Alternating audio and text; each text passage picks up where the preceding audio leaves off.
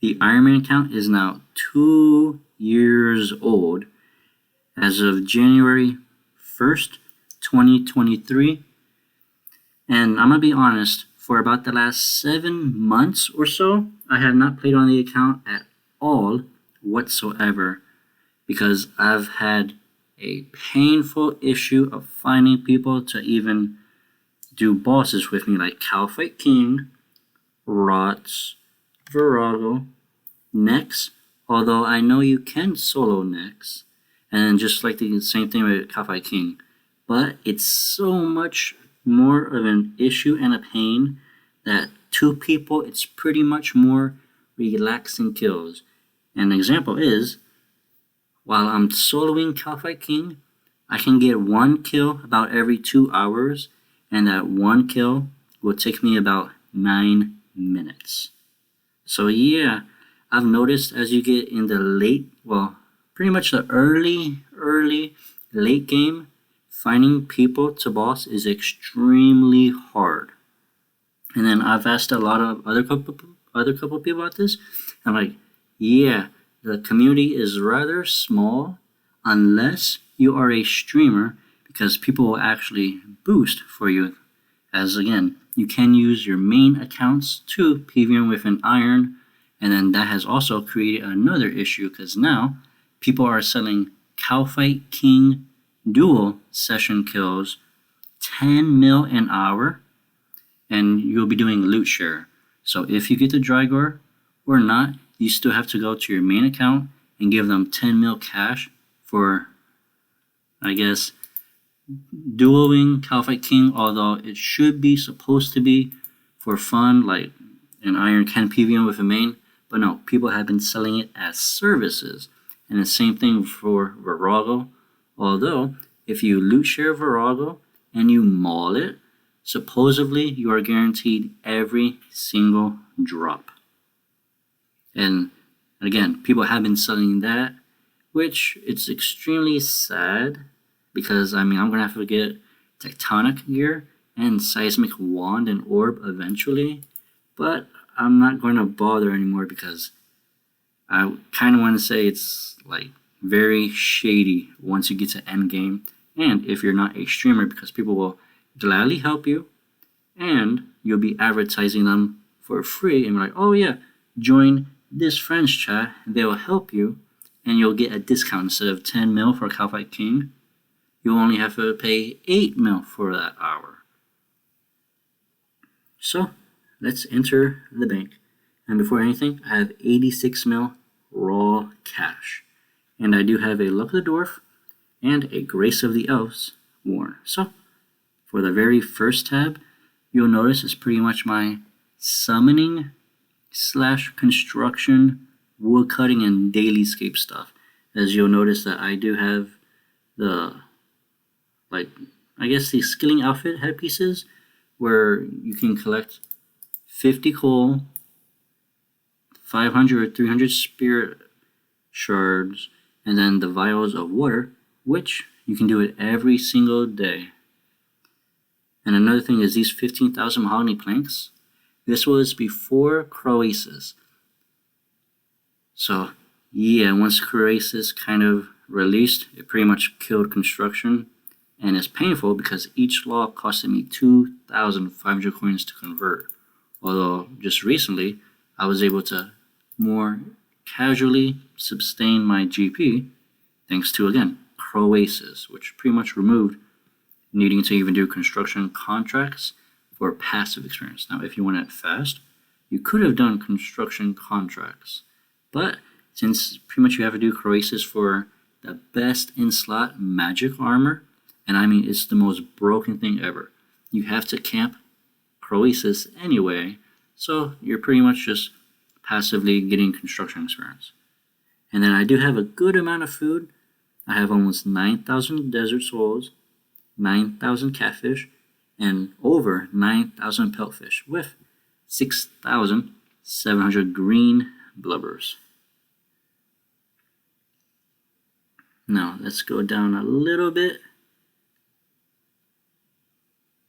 I do have pretty much 5 death touch shards, which I'm I was planning to use on next, although I'm not going to make the iron count for a third year. This is the final bank video ever you will see. And then again, we have the Christmas event just now, which I did get some tokens. Now, these Super Restorers and these Sardoma Brews are all from Nex, with the exception of very few Super Restorers that I've actually, if I'm paying attention, I'll collect it from the Serene Spirit, because I pretty much just AFK it, and I maybe get one Serene Spirit maybe every 3 days of playing. Like, I just don't collect it whatsoever because it's too painful if I just hardcore AFK, and that's it. I miss it completely. And then same thing with these, the 700 Sardoma Brews, 200 Super Restorers, and the 45 Overloads. This is all from doing a Raxor, which I believe, let me go to my boss kills real quick.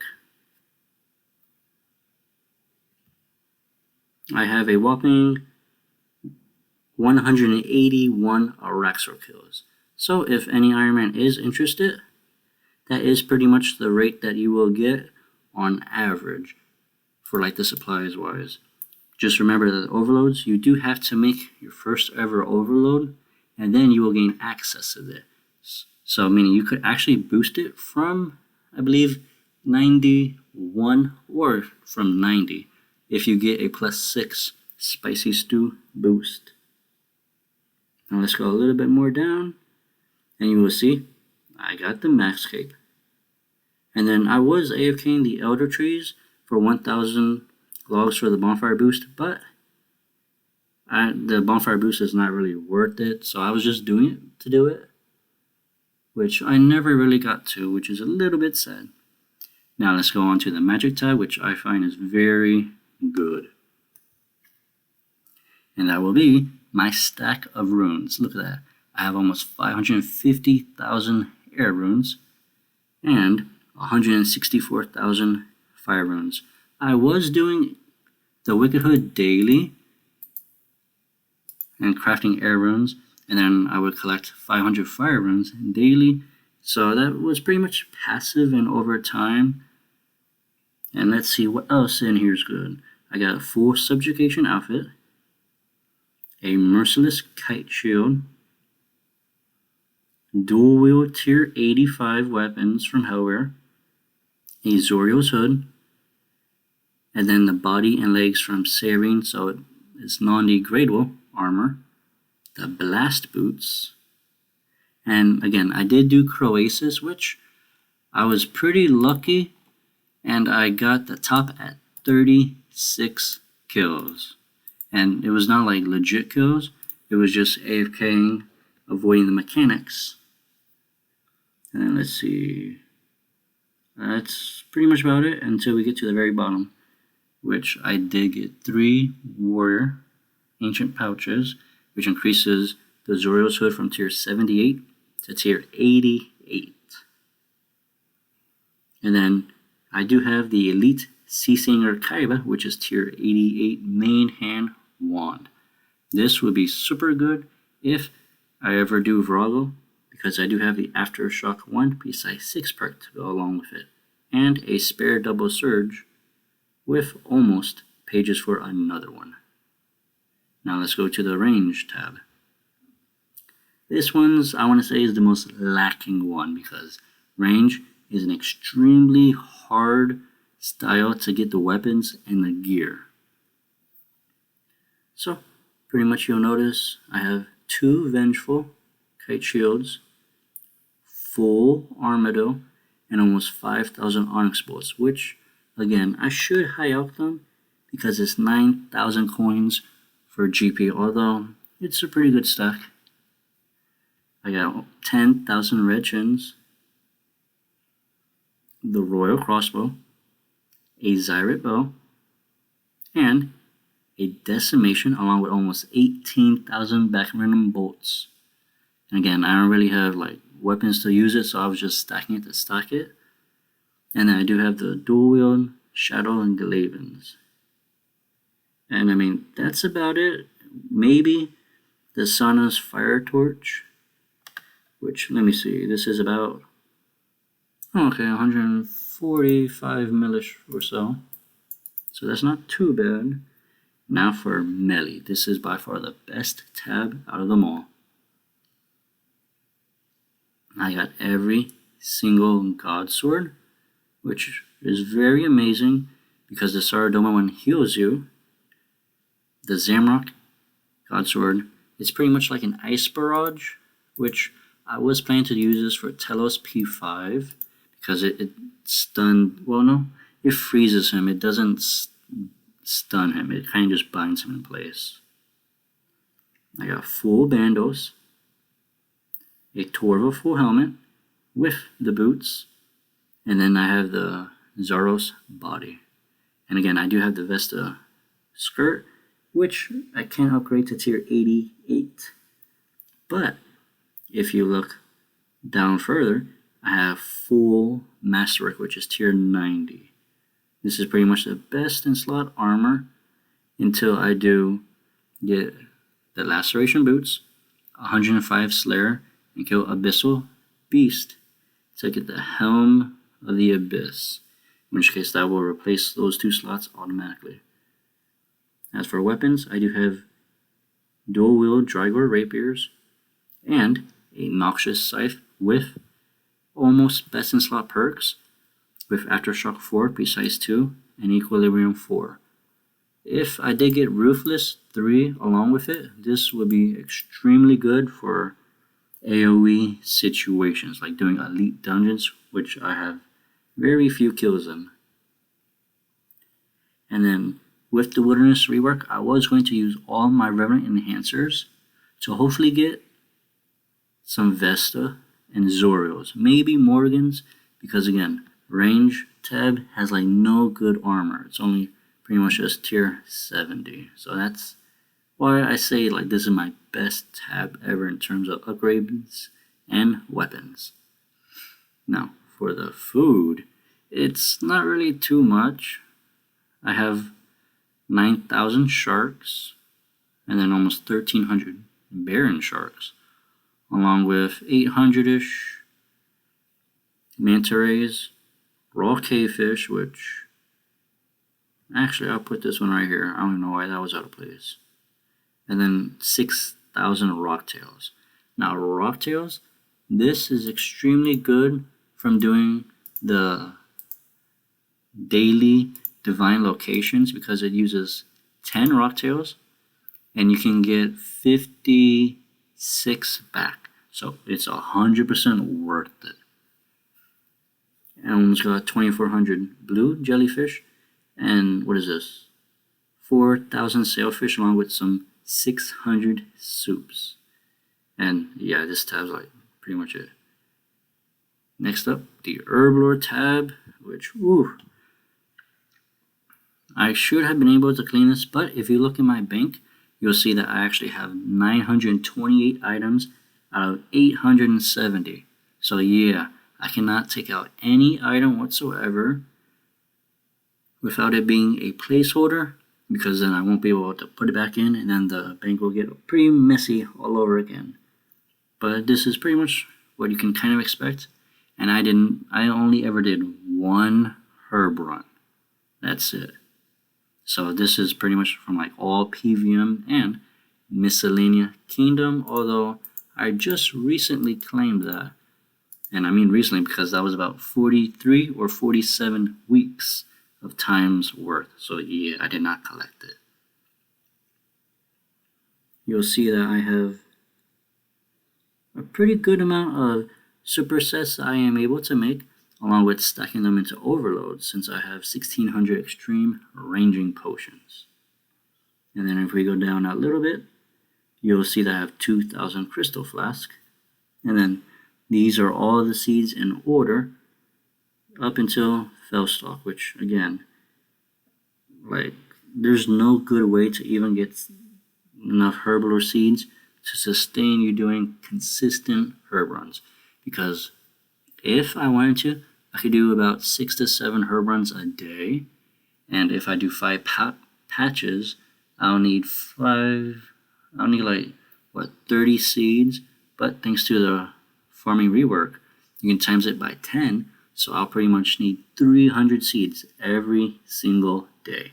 So this stack of almost 600 dwarf weeds, this will only last 2 days. Like, that's it.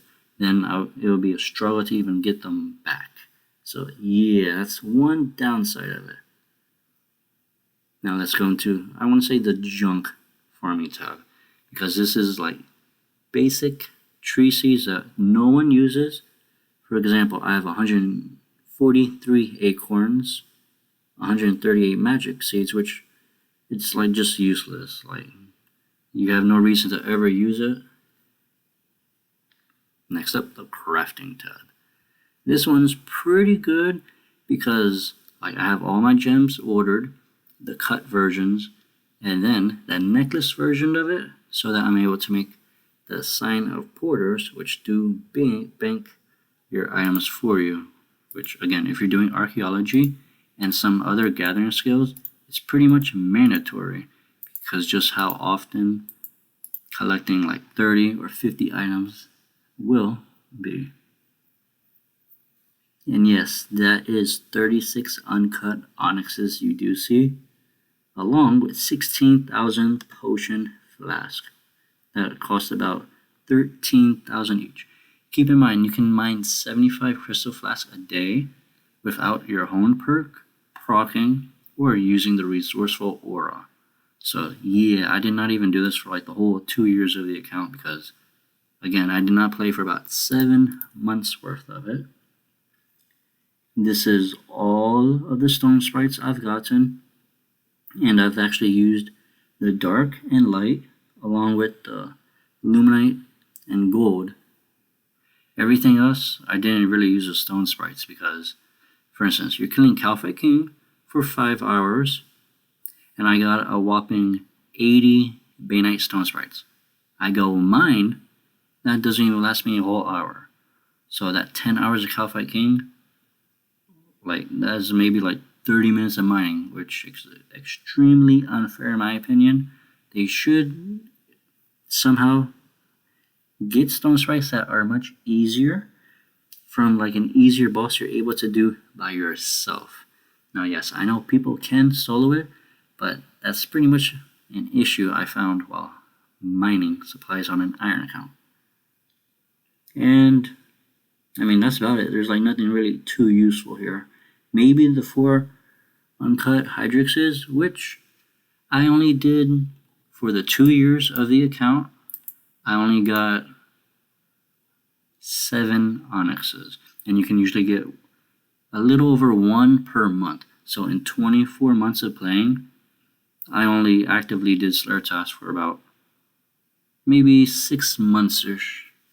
So yeah, it's just pretty much of a pain. Now we go to the farming, like player-owned farms. This is pretty much like a junk tab, because I mean, I don't really do farming either.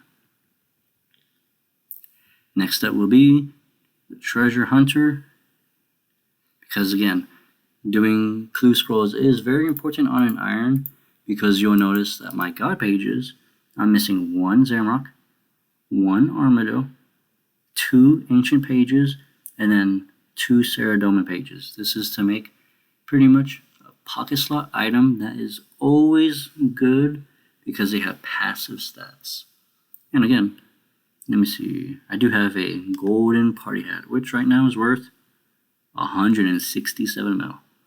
Last up for the final tab, the archaeology, which, I mean, there's nothing really much to say about this except it uses a ton of sign of porters. And yes, that is 188 sets of the 115 archaeology spot, because I was hunting for the Spear of Annihilation, which has a drop rate out of 63 hours on average, which I did actually pass that average. So yeah, I passed, well, I did it for 63 hours worth, and I did not get the spear tip. which was kind of sad because, again, Melee's my best style since it's the easiest to get upgrades and unlocks for it. So that could have been my first tier 92, but I was not lucky. Now, the time you've all been waiting for, the wealth evaluator. Let's click this. And it's 4.8 billion GP. Now, let's include untradeable items like my augmented scythe and a couple augmented masterwork pieces and some other items, including overloads. It goes to 5.8 billion, so almost 6 billion cash on the account in 2 years of playing. However, again, for about 7 to 8 months, I did not play the account at all. And I did get lucky getting that scythe because at the time, it is about 330 mil. So yeah, that adds a nice amount to the account. With that, thank you all so much for watching the Bink video of the Ironman account for 2 years old. Thank you all so much for watching and enjoy the rest of your day. Don't forget to like, subscribe, and comment as it really does help.